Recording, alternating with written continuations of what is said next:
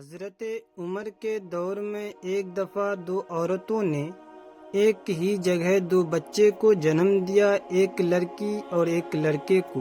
اس کے بعد دونوں عورتوں کا آپس میں جھگڑا ہو گیا۔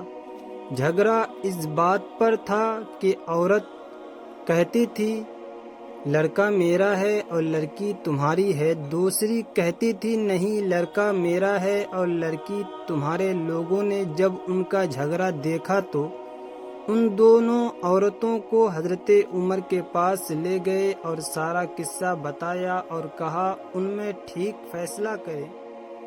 حضرت عمر نے کہا حضرت علی کو بلایا جائے، وہیں ان کا ٹھیک فیصلہ کر سکتے ہیں۔ جب حضرت علی آئے تو لوگوں نے سارا قصہ مولا علی کو بتایا تو مولا علی نے فرمایا ان دونوں عورتوں کو ایک ایک چھوٹا برتن دو اور انہیں کہو پردے میں جا کر ان برتن میں اپنا اپنا دودھ لے کر آؤ۔ جب ان عورتوں نے دودھ لا کر دیا تو مولا علی نے فرمایا کہ ایک میزان لایا جائے۔ جب میزان لایا گیا تو مولا علی نے ان میزان پر دونوں عورتوں کا دودھ رکھ کر تولا تو ایک کا وزن کم تھا، دوسرے کا وزن زیادہ۔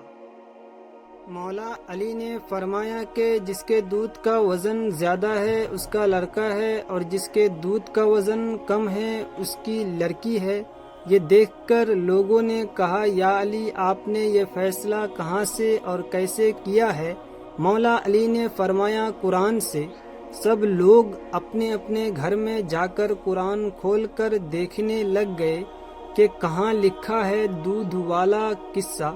رات بھر قرآن سے ڈھونڈ ڈھونڈ کر جب کسی کو کچھ بھی نہ ملا تو صبح سب لوگ مسجد میں جمع ہو گئے اور جب مولا علی مسجد میں آئے تو لوگوں نے کہا